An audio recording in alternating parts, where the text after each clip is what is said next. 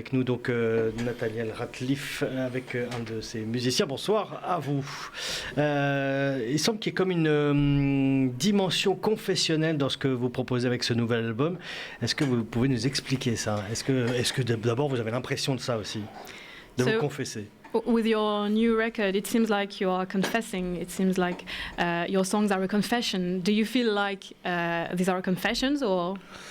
Yeah, I feel like definitely the songs are like that. But I feel like even some of the earlier songs I wrote were kind of the same thing. Sort of, I don't know. They're all sort of about our lives and situations in our lives. So all the songs are that.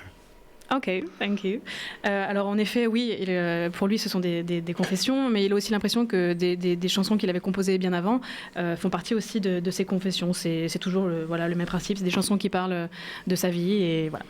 Et alors peut-être que je me trompe, mais c'est ce que j'ai lu dans la biographie. Il y a une sorte de paradoxe peut-être entre ce que vous êtes et comme on vous décrit en tout cas dans cette biographie, comme quelqu'un peut-être d'un peu réservé, et justement le thème de vos chansons et le fait que vous ayez finalement cette volonté de confession quasiment. Est-ce que vous avez l'impression d'être deux par moment? So it seems like you're a bit paradoxical. We've read that you are shy, reserved, but in your songs you confess yourself. So don't you feel like there are two Nathaniels? There's probably more than just two. I'm sure if you ask anybody that's around me, there's funny me, there's sexy me, obviously. I don't really think of you as being shy, though. That's not one of the first things I would say. It's what we've read. We just read it. Well, we try to say that when we're doing interviews so that people think that we're shy. Ok. Alors apparemment, donc voilà ce que nous avons lu. Il n'est pas vraiment timide. Il dit ça dans les interviews et il dit que voilà, il n'y a pas seulement deux facettes à Nathaniel. Il y a par exemple, il y a le Nathaniel qui est drôle, le sexy. Et voilà, il y en a tellement. Alors vous vous êtes fait connaître par des compositions super folk. Sexy. Vous vous êtes fait connaître par des compositions folk il y a une dizaine d'années. Comment avez-vous mûri ce chemin vers la soul retro? So you made yourself known with folk music, with folk songs. How did you decide to explore the path of retro soul music? It was something that Joseph and I have always kind of grown up listening to, and something I always wanted to try to write. Just hadn't got around to doing it or figuring out a way to do it that felt like it was me writing the songs and not trying to relive something from the past, you know. Okay, so you wanted it to be authentic, but from you, just... Correct. Okay, thank you. En fait, c'est quelque chose que Joseph et lui ont toujours écouté, ce style de musique. Il voulait essayer de décrire ce style de musique, mais voilà, ça a pris du temps pour que ce soit vraiment lui qui écrive les chansons et pas juste une sorte de revival de cette musique. Alors, vous aviez l'expérience de groupe avec The Wheel avant de sortir 2 albums solo en 2010 et 2013. Comment s'est faite la rencontre avec les membres de The Night Sweats? So you played with a few bands before the Night Sweats. How did you meet the Night Sweats? Well, Joseph and I have played in almost every band that we've played in together for 21 years. And some of the other band members have been playing for, Patrick Meese has been playing for 8 years with us in different bands. And the same with all the other guys. They're just guys that we knew. For long? Yeah, for a long time, or or we're just in bands in Denver. So it was pretty easy to put together a band because I just used most of everybody that was already in the band and was like, here's some new songs. Stole members from other bands. Yeah. Unfortunately. Yeah. That's how it works. Ok. Alors en fait, avec Joseph, ça fait 21 ans qu'ils jouent ensemble. D'autres membres des Night Sweats, c'est des gens qu'ils connaissent depuis 8 ans. En fait, voilà, c'est plusieurs groupes avec lesquels ils ont déjà joué, qui se sont remis ensemble. Mais les musiciens avec lesquels ils jouent, c'est des musiciens qu'ils côtoient depuis un très grand nombre d'années. Et voilà, c'est vraiment des puzzles de ces anciens groupes. Vous avez appris la batterie à l'âge de 7 ans, puis la guitare à l'adolescence. Vous avez pensé à être one-man band, ou c'est quelque chose que peut-être vous faites des fois, jouer des deux ensemble? So you learned how to play drums when you were 7, right? Mhm. And then you started playing guitar. Have you ever thought about being a one-man band, or are you sometimes a one-man band? I guess so. I'm a one-man band in my head, for sure.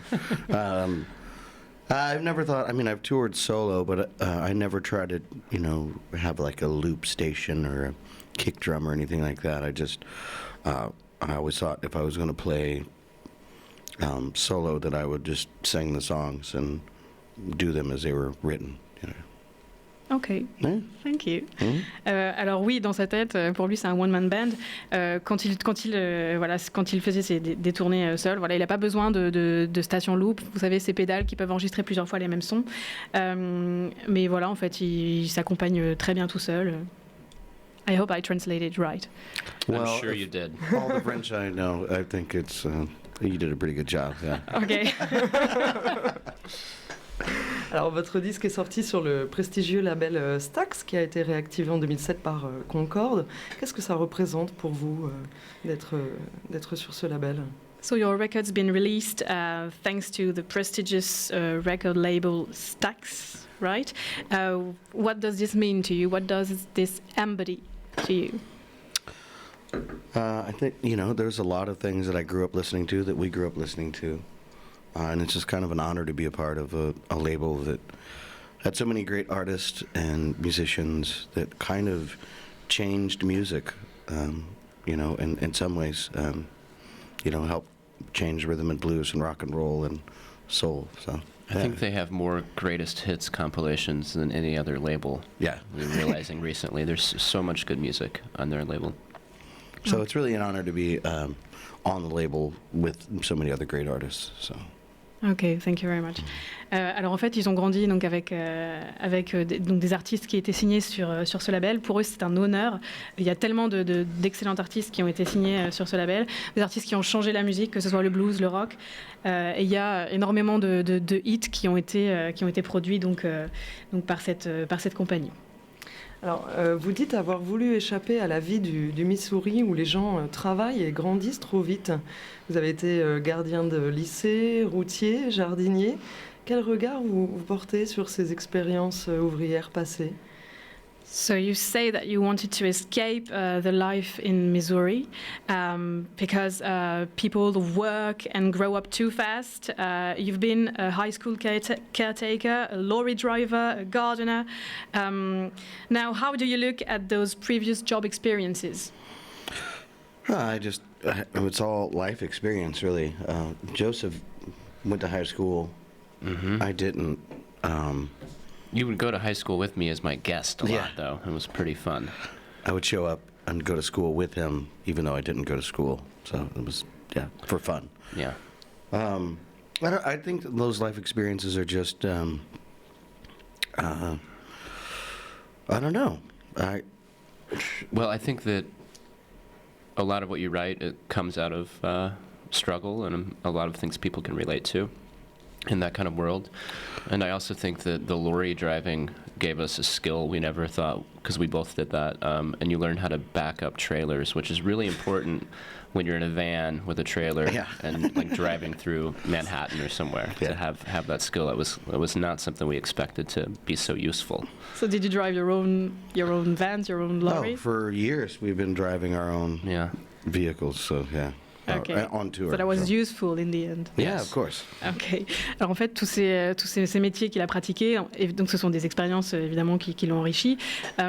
Joseph, lui, a été au lycée, mais Nathaniel, c'était son acolyte, mais lui, il faisait juste figuration, il y allait pas.